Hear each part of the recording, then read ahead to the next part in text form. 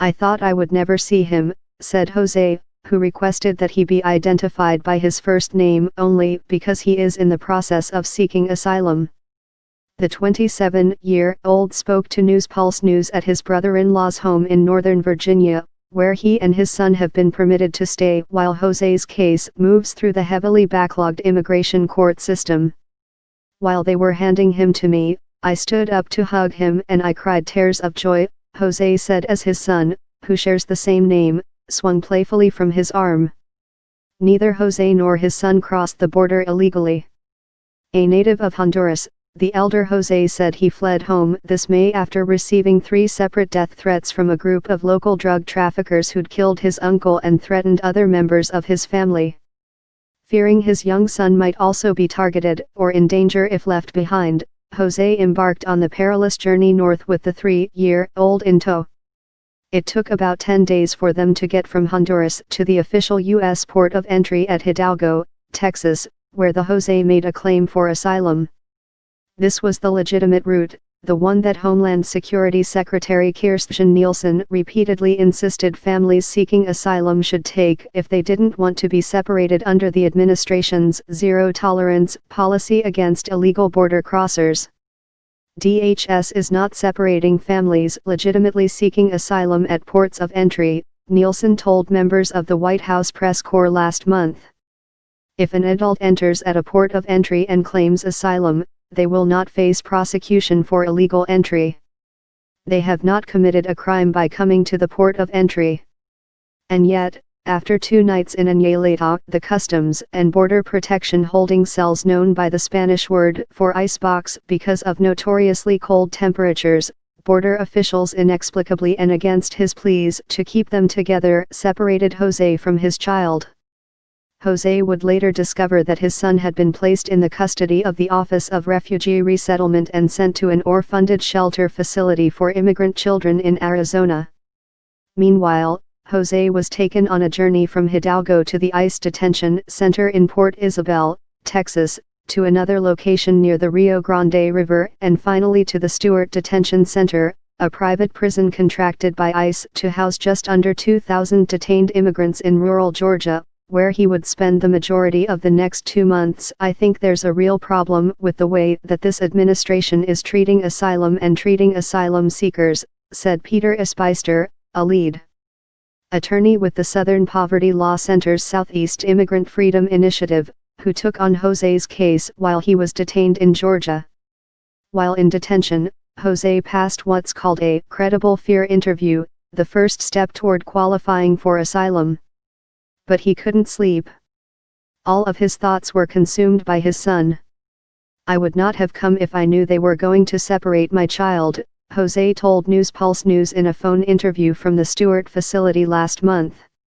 "I never thought that they would do that. I think I would have rather run the risk in Honduras than have my child be separated from me." In detention, Jose said he met other parents who had also been separated from their children at the border. "We're not criminals," he said. "We come here seeking protection, and the psychological toll on the kids and us is very great." Jose told NewsPulse News on June 25 that he was afraid of being permanently separated from his son. The following day, a federal judge in San Diego ordered federal authorities to reunite within 30 days all immigrant families that had been separated as a result of the administration's southwest border enforcement policies. For children under 5, the judge ordered, reunifications must be completed within 14 days. Over the next 2 weeks, without warning, Jose was relocated from Georgia to the ICE detention center in Eloy, Arizona. Part of what ICE officials would later confirm was an effort to move detained parents of children under age 5 closer to their kids to help facilitate reunification. His attorney spent hours on the phone with ICE officers from Georgia to Arizona trying to track him down. During a call with reporters last week, Chris Meekins, an official at the Department of Health and Human Services, HHS, said the number of reunifications expected to take place before the deadline was closer to 34. "Our process may not be as quick as some would like, but there is no question it is protecting children," said Meekins, defending the agency's method of vetting adults prior to reunification, which includes conducting criminal background checks and even DNA testing to verify parental relation to the child. Let me be clear, HHS could have transferred every child in HHS care to a parent if we did not take into account child safety, he said. Meekins told reporters that at least 14 children would not be reunited with the adults claiming to be their parents.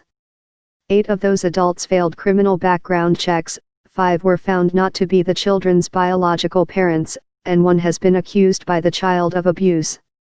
He also provided explanations for HHS's inability to reunite, at least for now, 13 others, who included a number of parents who are still being held in criminal custody and 1 currently being treated for a contagious communicable disease. Another 16 parents have completed criminal background checks, Meekins said, but HHS was still in the process of verifying parentage. Others have already been deported without their child. He was very different with me, Jose said, recalling the moment his son was first returned to him. Because when I hugged him, he didn't talk or even laugh. He was crying and his eyes kept staring at me. Though the child seemed more at ease a few days later, Jose said that if you raise him in the air he cries and yells for me to hug him because he thinks they'll take him away again. He can't go out with anyone unless they're family, said Jose. When he sees that he has to get into a car, he gets scared. If I don't get in, he doesn't get in. He was never like that. Ispeister noted that it could take years for Jose's immigration court proceedings to be complete. We're hoping it turns out his child is all right after having been detained and separated for so long without his father, said the Georgia-based Ispeister, who is working with the SPLC to help secure proper legal representation for Jose in Virginia. This story has been updated. It was originally published on July 11, 2018.